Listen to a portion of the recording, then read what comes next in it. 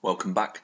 Hopefully watching that video has given you some ideas about what continuous improvement really is.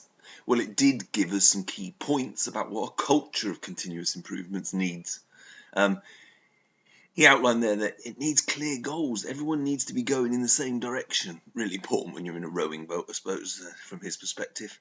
But everyone needs to know about it. It needs to be part of the business. It needs to be going in the same direction. It's got to be linked into those strategic goals that are set out and the objectives. And it also needs to be understood so that everybody can sort of get involved with it and know where they can help and where they link in. He also said that complexity should not be an excuse. Breaking it down into little steps can help, and we've talked about that in breaking processes down. He also said engagement was key. It's clear what we're doing and why. If people are engaged, if they know the plan, if they know the reason and why and how they can help and they can get involved, they feel much more important and involved in the process. And then he said it's about improving processes and systems, and it could be tiny little gains. Every little thing can help. Turning off lights, tidying up. Remember when we talked about ethics, we talked about 3 questions of management, and one of them was, what would it be like if everyone did it?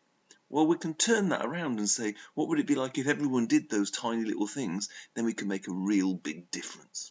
Okay, so it's about embedding these things into our operational plans. It's about engaging everyone into a culture of continuous improvement to develop the business, and the employees are the business. So it's about leadership and motivation, a bit like we spoke about in Unit 500. But to help us create that culture, there are some approaches and techniques that we can use, tools that we can incorporate into our sort of plans and our management to aid that continuous improvement. There's a number of approaches we'll look at. We'll look at root cause analysis, we'll look at TQM, CIP, and then we'll look at some techniques, Kaizen, Lean, and Six Sigma. And they all really link together, and they're all really based around quality. And we've looked at some of these areas in 514 when we talked about problem solving. So the first we're going to look at is root cause analysis, which is really a problem solving technique. But problem solving is integral to continuous improvement. But the difference is we don't just want to deal with the symptoms.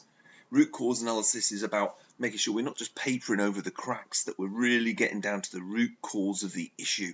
And it sounds simple, but so often it doesn't happen. So often we just put a sticking plaster over the symptoms and move on. There's 2 common methods that link into root cause analysis, and they are the 5 whys. So that's just as we talked about in 514 when we talked about problem solving, asking why. And they believe if you ask 5 times, then you'll get deep enough to the root cause. And then there's fishbone diagrams, which are a problem-solving technique that gets us to the impact, and we'll see those on the next slide. Here we have an example of a fishbone diagram around making a cup of coffee. It's been a bad cup of coffee, and it just takes the process back, nothing's off the table, goes back through the process and examines all the areas where something could have gone wrong. So we investigate all the stages going backwards rather than just deciding what we think it is. So you can research them a bit further, but that's just a simple example. And then there's TQM, Total Quality Management. This is an organisational-wide philosophy with core values that are centred on the continual improvement of quality products and services. That's what we're talking about. But it also talks about improving the processes so that you can meet the customer's needs and expectations. Everyone has to get involved in this, though. It has to be from top management down to employees. They all have a role to play in providing the quality services and products to the customer, and recognising that role as part of the process. Even the suppliers and the customers themselves are part of the TQM process, and everyone has to be involved, mapping into where the end product is, whatever it is within the organisation. And simplistically, it focuses around 5 principles and everybody embracing them. Now, if you research it a bit more deeply, some of the models take it to 8, but the 5 key ones are encourage mutual respect and teamwork. It then talks about producing quality work the first time. So that's the aim, is to have quality work the first time. The real aim is to focus on the customer. You have to have a strategic approach to improvement, and we've been talking about that, make it a culture and make it the whole organisation. And then it's about improving continuously and never being satisfied and moving on. And everyone has to buy into this culture. So there's some more information on TQM. It's a philosophy across the whole organisation. There's more information in the resources, so we can research it further. But that's what it's all about. And let's move on to the next one. And the next one's quite general, CIP, Continual Improvement Process. It's just a simple process of ongoing efforts to improve products, services and processes, and very similar to TQM. The focus here is that it could lead to incremental improvements or it could lead to big breakthrough improvements. And to do this, it's about studying the delivery process and constantly evaluating sort of everything that could have an impact on the customer, looking at efficiency, effectiveness and flexibility. And the key to this is it would be using one of the techniques that we will look at in a second, but it's a process of initiate and identify, plan, implement and execute, and then control and review, using one of the techniques, Kaizen, Lean, Six Sigma, just to name a few, and the ones that we were going to look at. So let's have a look at some of those techniques. So as I said, there are many techniques around that can be used, and we're briefly going to look at 3 common ones. So should we use Lean, Kaizen or Six Sigma? A question that's asked quite a lot of times when people are deciding what sort of continuous improvement quality techniques to use. And in fact, it's really the wrong question, because they're all good approaches that we can just use in our operational management toolbox. They all help with continuous improvement. We're not going to go through every one in detail. We're going to look at them and compare them, and you can research further in an activity at the end. They're all proprietary models. They're all recognised, tested to be used in business for problem solving and for quality management. None of them are better than the other. They just fit better into different situations, and we'll have a look at them and compare them. Some organisations will say we are a Lean organisation or we're a Six Sigma organisation, and they've signed up and adopted one model, and perhaps that's just for consistency. So let's take a look at them. So let's just compare them. We've got a table come up on the screen, and it gives us an idea of comparing the different situations they fit into and the different focus they have. For example, there's a focus on removing waste in all of them, but just in different ways and different priorities.